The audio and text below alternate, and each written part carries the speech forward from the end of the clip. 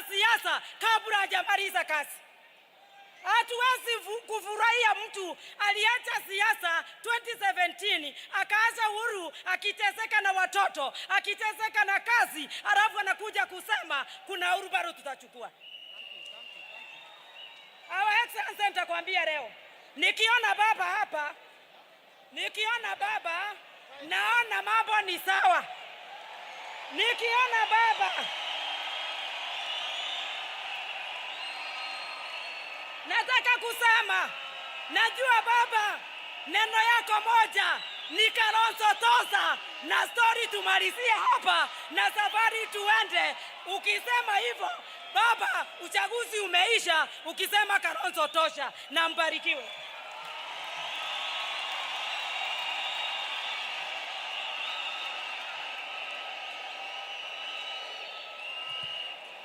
Asante sana. Dear delegates, sasa ningependa kumkaribisha mwenyekiti wa chama na deputy party leader na secretary general wa chama, kwa sababu kazi yangu imeisha, ili wamzindue kiongozi flag bearer wa chama cha Wiper, alafu kutoka pale ndio atatuitia wale viongozi wengine. Mimi nimefika hapo. Mungu awabariki. Asanteni sana kwa kuwa watulivu na kwa kupiga shangwe na vigelegele. Thank you very much.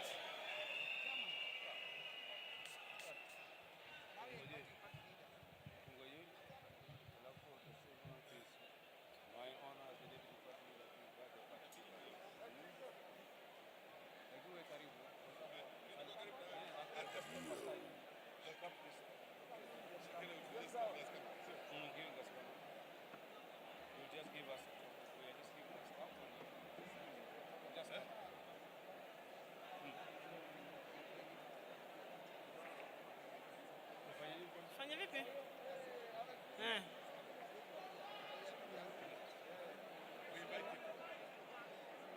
Nacheza naye.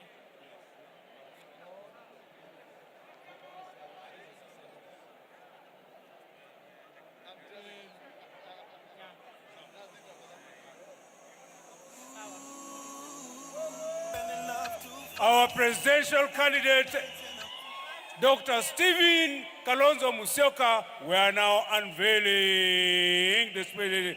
Kalonzo Musyoka. Naomba msimame ili yaliyoanzwa hapa yaendelee. Delegates from the National Delegates Congress Wiper at the Wiper Party Democratic Movement. Presidential candidate. Are you ready? The presidential candidate from the Wiper Democratic Movement, His Excellency Stephen Kalonzo Musyoka. You put your hand, go walk. Your name go open doors. You self go be a boss. Amen. Amen. Integrity, credibility, intelligence, the peacemaker, the economy for 24 hours. Ladies and gentlemen, our presidential candidate,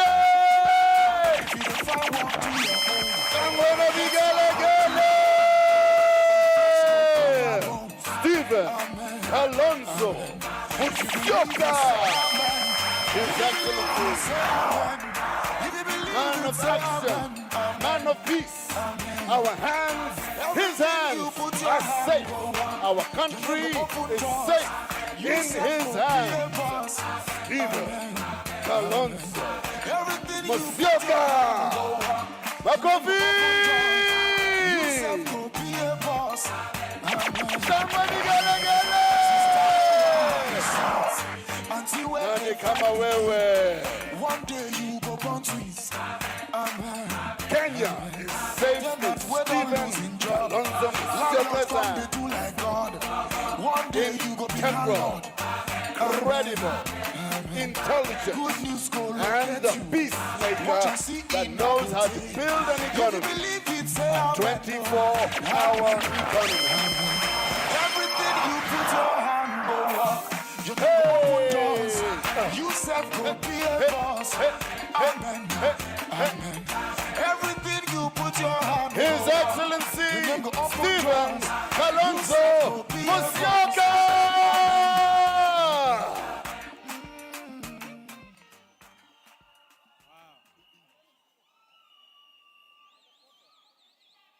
Wow. Bwana Yesu asifiwe. Hebu tusaliameni, tusalimianeni. Asanteni. Ndugu Waislamu, assalamu alaikum. Basi.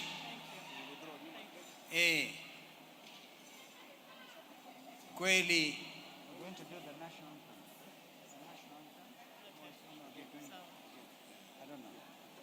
Thank you. I think we were to do the national anthem. I'm advised. If they are ready, if they are not, we get on.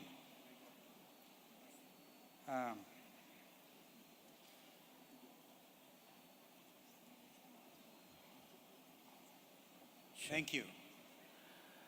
Basi naomba zote tusimame ili tupate wimbo wa taifa.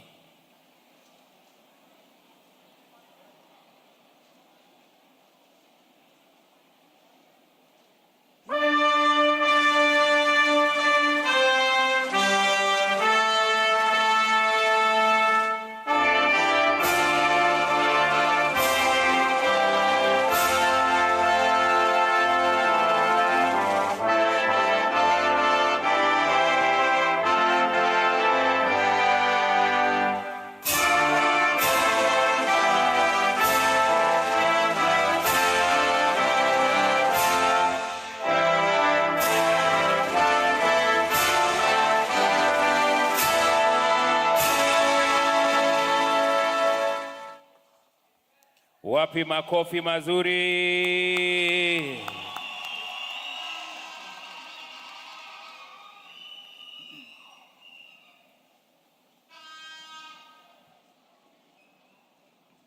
Ndugu wenzangu, viongozi wa wanachama tofauti katika nchi yetu, ndugu Raila Amolo Odinga wa ODM, ndugu Gideon Moi wa KANU, ndugu Wycliffe Musalia Mudavadi ANC, ndugu Cyrus Jirongo United Party, ndugu Eta Ford Kenya. I don't know whether our sister mother managed to come on behalf of the Mount Kenya Unity Forum na wengine viongozi, ndugu viongozi wa makanisa mbalimbali, and we are so grateful to God that you actually honored our invitation. I want to ask that the clergy, please, including the senior ones, stand yet again in recognition of God's grace and wonderful mercies today. We need to give them a big clap. Their presence here does debunk a myth that the church can be compromised. We thank God for each one of you. Tafadhalini muketi. I would also want to take this time on my own behalf and on behalf of my family to thank you, because I know a lot of you have been praying for my wife, Pauline. Pauline, as you know, has been indisposed, but I know that a miracle is around the corner.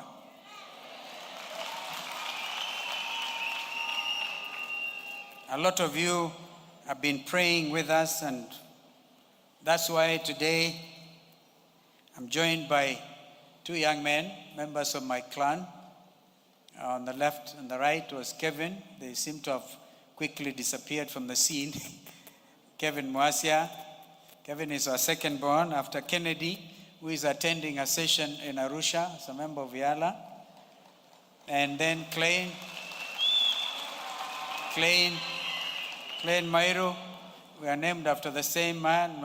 My grandfather was a great fan of mine, so I decided to name our third born after him. So we are named after the same person. Klein, thank you. And Damari, last born, is out in the UK. I should have loved to be here. But above all, their mother, Pauline, is watching. And I want you to know, Pauline, you are very well represented. And God is with us. Kwa hivyo, now you can sit. Ndugu mwenyekiti Balozi Ali Chirao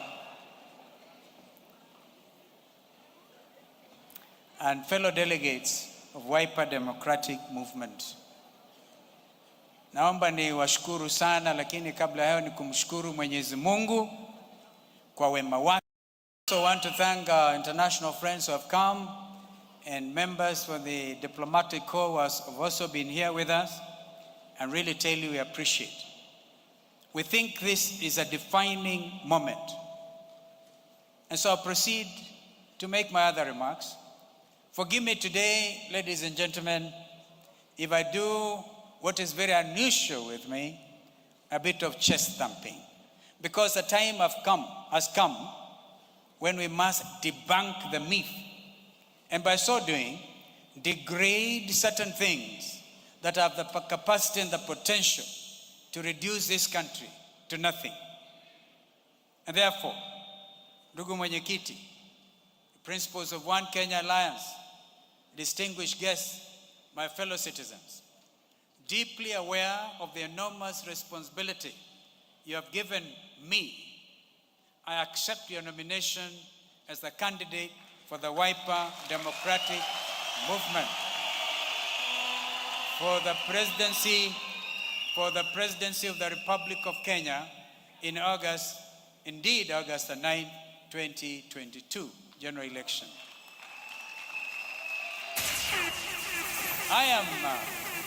I'm very proud of my party.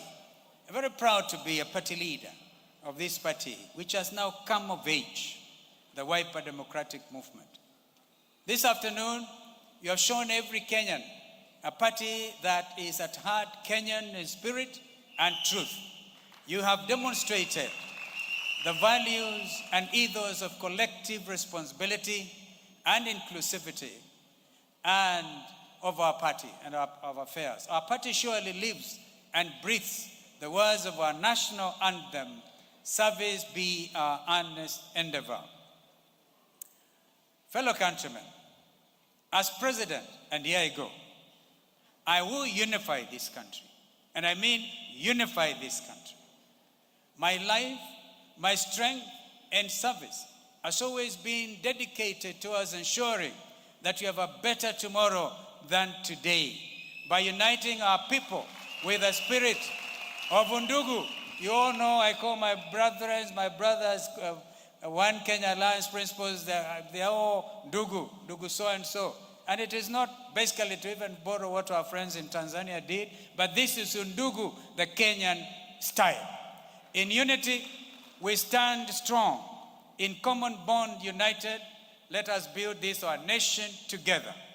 Divided, we lose our great potential in growing Kenya to be an economic hub in East and Central Africa and a beacon of hope for many around the world that look up to this wonderful nation for leadership.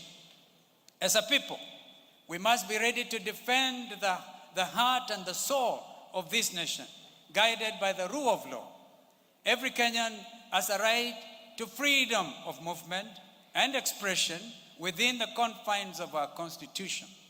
No citizen should have their rights abused by law enforcement agencies that seek to take power into their own hands. Rest assured that a Kalonzo presidency will enable people to freely thrive and prosper and be proud to be Kenyan.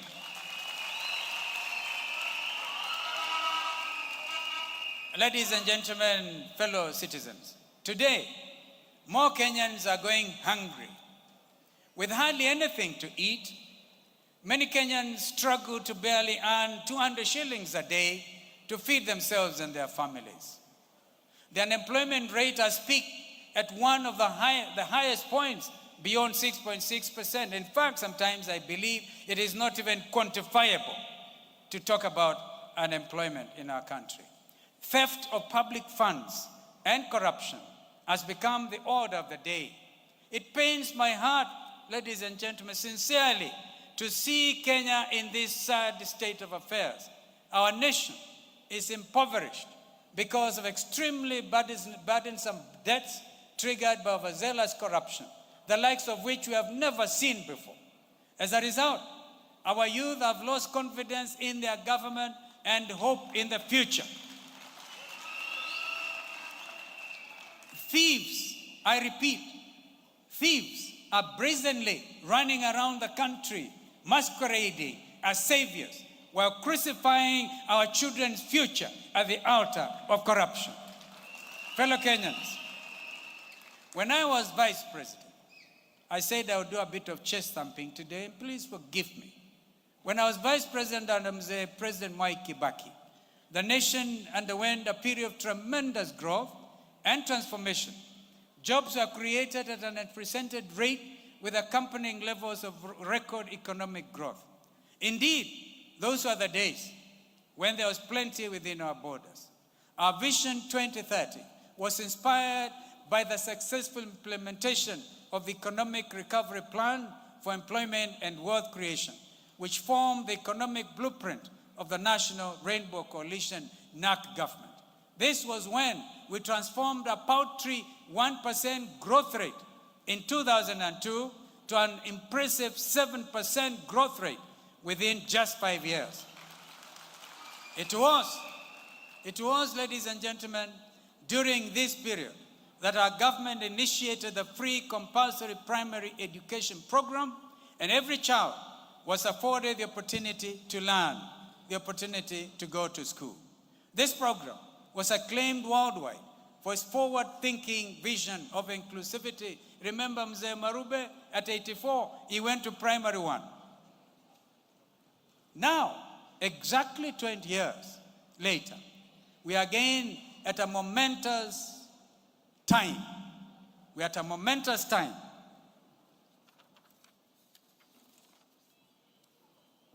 And indeed, at a crossroads. We therefore have this unique opportunity to retrace our path to prosperity with a leadership that we can believe in, and a clergy that we can trust, and a police service that is really committed to serve diligently. A Kenya that is finally ready for an economic and political takeoff. Hakika, tutaweza.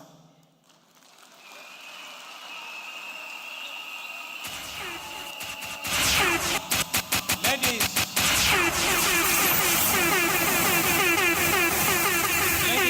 and gentlemen, today we must go a step further.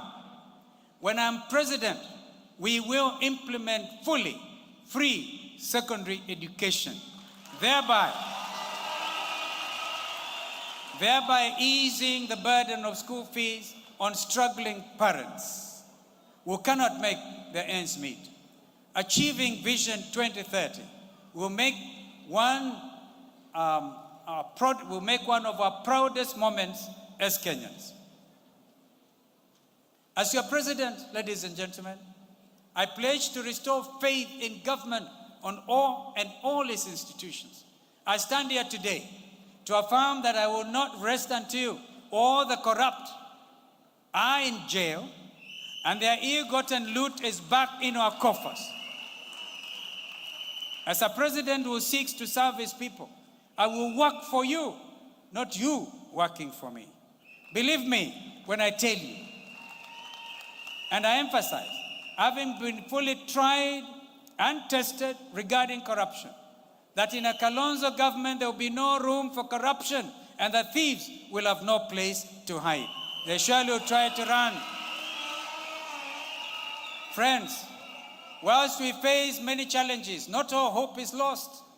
Our country is at a crossroads, and a wrong decision at the ballot will deny our future generations peace and prosperity.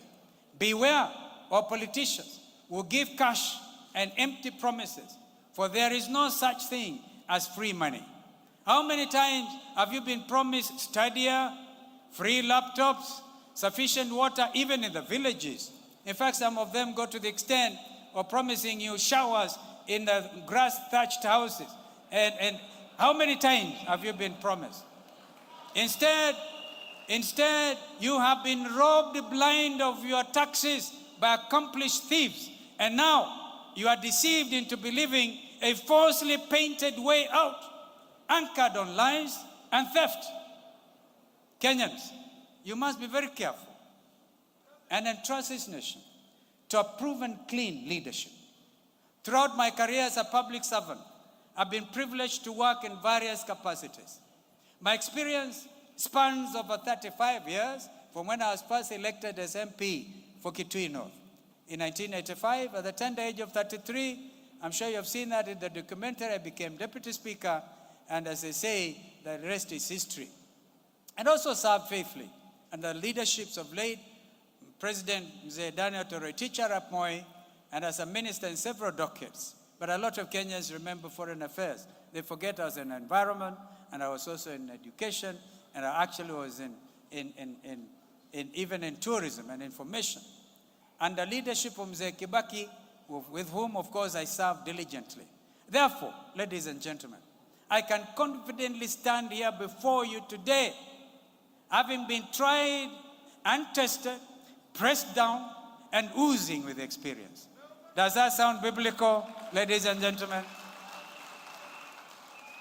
I do hope that we can actually propel this country to greater heights. Fellow countrymen, allow me therefore to project my proposition for the future to you. As a Wiper Democratic Movement leader, let me speak about sustainable economic models that everyone can relate to.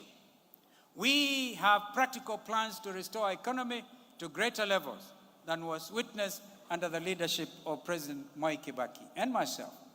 Over 8 years ago, we almost achieved double-digit growth with Vision 2030, with the year 2010 marking a high point of GDP growth of 8.4%. I'm sure Prime Minister Raila Odinga will agree with me. Vision 2030 envisages that a 24-hour economy will constitute a main pillar to propel economic growth. Therefore, ladies and gentlemen, our 24-hour economy model is in line with our Vision 2030. A 24-hour plan with 3 shifts of 8 hours each is an additional 16 hours to our conventional working day. This will definitely create millions of jobs for unemployed, and people will be able to feed their families and put food on the table. Investments in amenities such as transport, infrastructure, energy, security, and water service provision will be direct beneficiaries of the 24-hour economic model, leading up to productivity growth due to lower cost of production. More importantly, a 24-hour economy will empower a greater number of Kenyans with enhanced purchasing power that will raise consumption, given that they will now earn weekly or bi-weekly salaries in addition to the current monthly pay. Money circulation is everything. Circulation of the currency will inevitably grow, thereby expanding the financial markets. Fellow Kenyans, for us to become a middle-income nation with the realization of our Vision 2030, we must engage our partners abroad through financial concessions and loans. We will therefore build on President Uhuru's legacy of road and rail investments and apply strict operating guidelines on project funds management. Indeed, a shining example of a PPP, what is commonly referred to as private-public partnership, is in the ongoing Nairobi Expressway, where work has been operating on a 24-hour shift basis. This is why it is moving as fast as we can all see. That is therefore an appropriate model. The president has managed to drive the nation forward regardless of political machinations ongoing around him. There are great examples around the world where hashtag 24-hour economy model has been successfully implemented. The United Kingdom capital, London, employs almost 1 million people under this plan, earning the city over £70 billion annually. Australia's city of Sydney, on a 24-hour economic model, employs over 200,000 people with $30 billion injected into the local economy.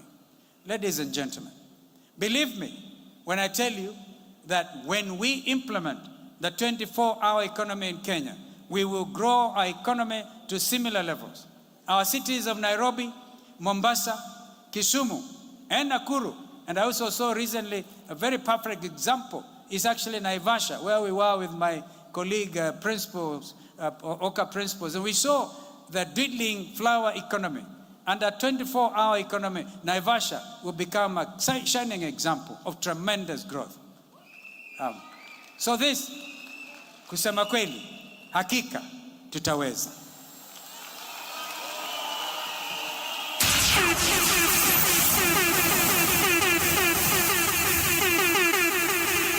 Fellow Kenyans, allow me to address the issue of high taxation, public debt, mismanagement, and finally, the dragon of corruption, which must be slain. The World Bank recommends that governments balance goals such as increased revenue mobilization, growth, and reduced compliance costs with ensuring that the tax system is fair and equitable. Prudent economic management does not call for higher taxation as a tool for economic growth or as a means to solve public debt repayment. Yet, for the past 9 years, Kenyans have faced the annual budget day with fear and trepidation because they fear the tax burden will be heavier due to what, of course, one can be excused for calling insatiable greed and unfettered public debt.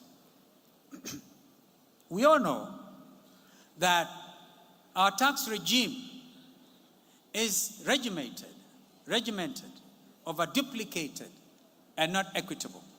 Higher taxation has translated to less disposable income in our pockets and made our country less attractive to foreign domestic investors. This triple retrogressive tax structure has eaten into our present and also threatens our future prosperity. One of the first acts of government that I will implement will be to reduce tax levels across the board and widen the tax bracket. Punitive taxes discourage work and investment.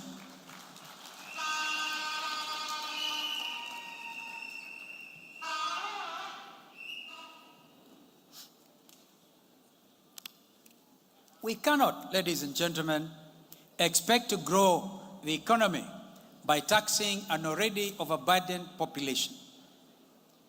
There is an ongoing devolution conference in Wote, and this is tremendous. If only devolution does not amount to devolving corruption.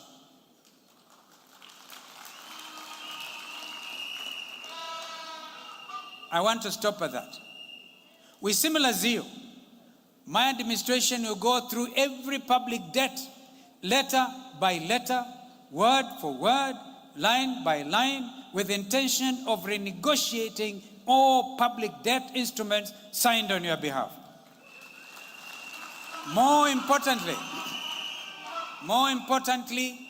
we will decisively and aggressively pursue all the corrupt with the same zeal with which they emptied our coffers. We will get back what is rightfully yours. Hakika tutaweza.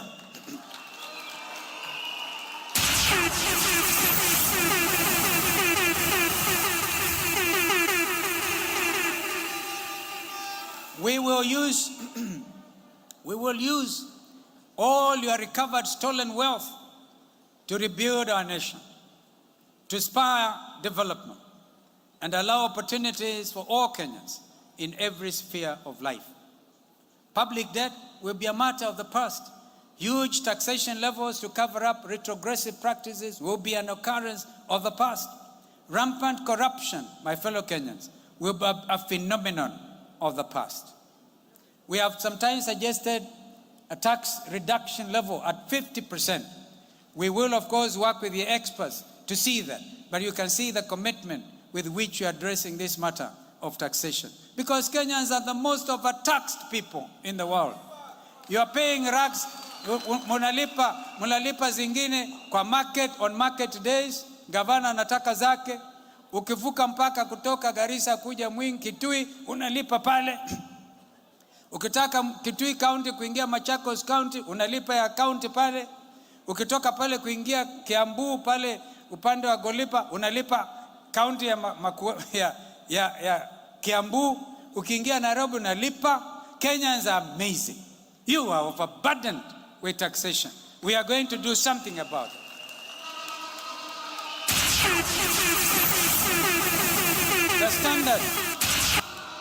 The standard of living shall be fair and affordable for every Kenyan. Ndugu zangu, hakika tutaweza.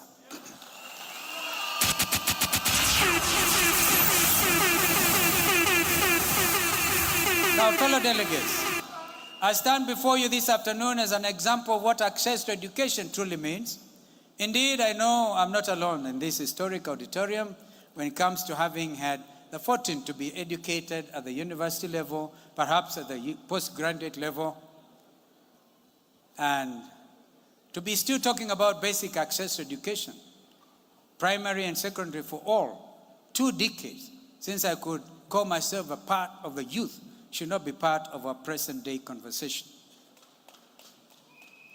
Let me be very clear for the avoidance of doubt.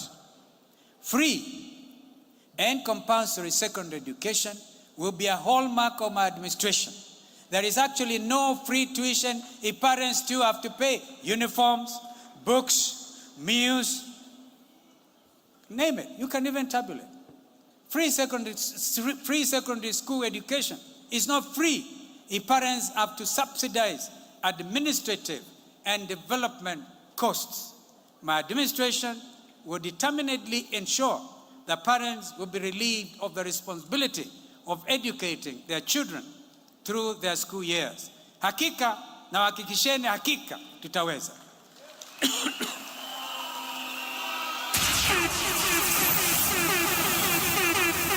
Our fellow Kenyans, I will further seek to reform the current structure of the Higher Education Loans Board to allow students to access grants once more. We will also free the access to internet by the provision of free data. Under my administration, there will be inclusivity. Living standards for students will improve considerably. Back to the golden days of boom. Remember? Boom. No more paying for textbooks and no more cooking in bedrooms, because this is not keeping with university standards. Because the mess hall is poorly staffed and offers even low quality food. Comrades shall eat, study, and live in decent conditions. Hakika tutaweza.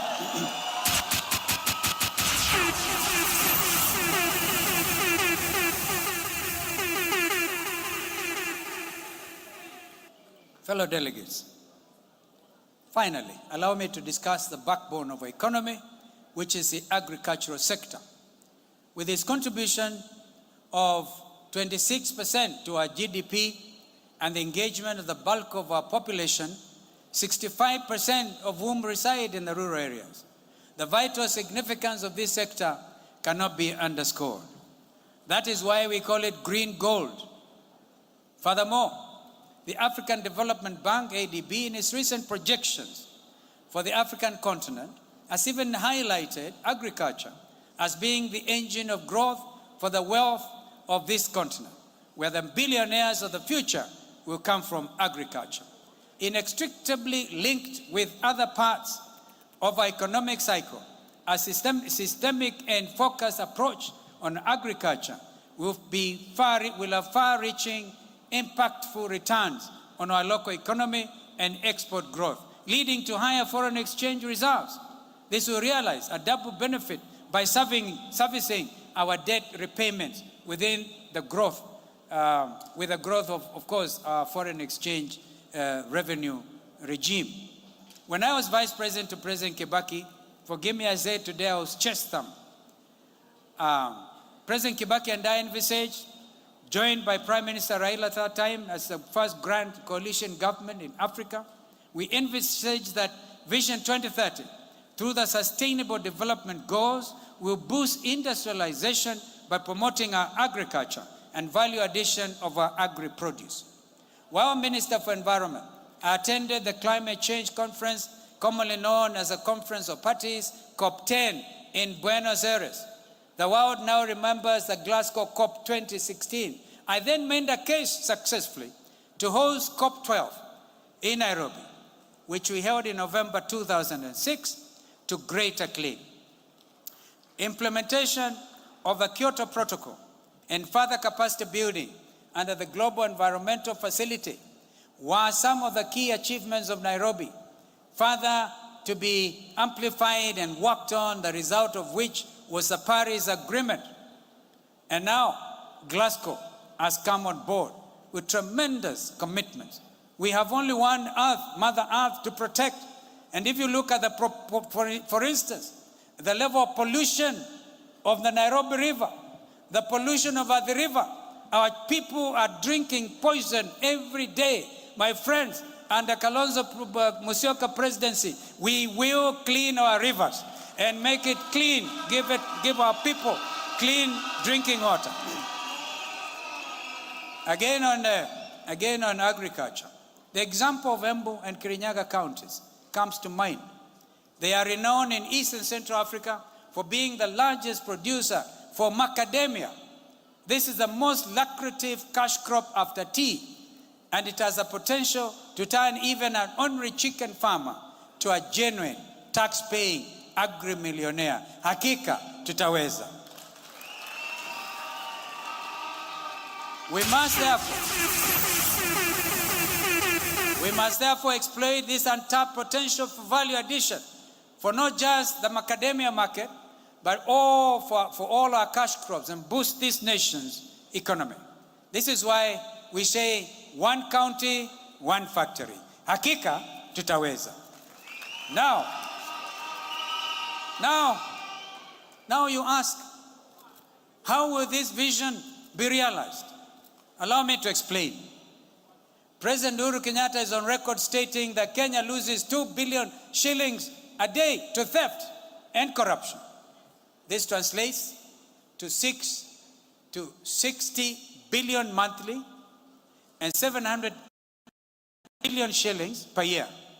These are funds that can immensely transform our lives if put to their intended use. In addition, by pinpointing problem solving and prudent public management, we will eliminate costly and unnecessary programs which are solely designed to eat from you. We will keep what works and let go of that which doesn't. Na hakika tutaweza. Moreover, Kenya has vast untapped mineral resources, which include gold and copper, and until recently, even coal in the Mui Basin. But after the Glasgow conference, it becomes doubtful whether we should go full into exploitation of that amazing industry, which is what actually brought the Industrial Revolution. Because coal, properly used, was able to turn Europe into what it is in the Americas. Now we'll have to contend with copper and gold that will now be effectively utilized with value addition initiated at all levels. We envisage the wholesome involvement of artisanal miners, and government structures and policies will be introduced to streamline this sector. The returns here have the potential to wipe out our external. Our women can pillar in nation building. Therefore, the socio-economic empowerment of women will be a core pillar of my development agenda. Through access to interest-free credit and other various initiatives. Fellow delegates, we have work to do. I tell you, we have a lot of work to do to be able to free ourselves from economic, and now ahead of elections in August, what is turning out to be political tyranny. To this end, I believe firmly in the vision of the One Kenya Alliance. And I really want to congratulate and really encourage my brothers and sisters in the One Kenya Alliance, because I see the future of this country is in one Kenya, one people, united in strength and purpose, striding forward confidently towards our vision for a prosperous and progressive Kenya. Today, we will boldly and courageously plant the seeds for our present and our future. Hakika tutaweza. This is more. This is more than a campaign, a political campaign. I mean, this is really more than a political campaign. This is a step change towards charting a new and a better future for Kenya with a visionary path to walk. We must embark bravely, ladies and gentlemen, towards sovereignty and in fact towards decency as a people. How would you want me to live? Instead of moving digitally forward, you want me to embrace wheelbarrow economics? Ladies and gentlemen, we have better minds than that. We must work towards productivity and prosperity. We must be united as a country, for how blessed we shall be when we walk together and in unity and purpose. Rest assured, ladies and gentlemen, hakika tutaweza. Thank you, and may God bless you. May God bless Kenya. And thank you for honoring us. God bless you. 20. Hakika. Hakika. Hakika. Wakamba twasema Kalonzo, tunataka Kalonzo. Sendro twasema Kalonzo, tunataka Kalonzo. Wapi vigelegele? Wani wanasema isi wetu watano ni Kalonzo. Masauti Isiolo Kalonzo, tunataka Kalonzo. Nairobi twasema Kalonzo, tunataka Kalonzo. Kachedo Isinya Tumshangilie His Excellency Stephen Kalonzo Musyoka. Kalonzo, tunataka Kalonzo. Kakamega Kisumu, tunataka Kalonzo.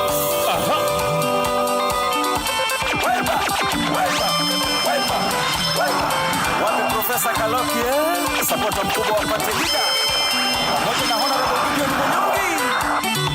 Tsunami. Kalonzo, tunataka Kalonzo. Wapi shangwe na vigelegele?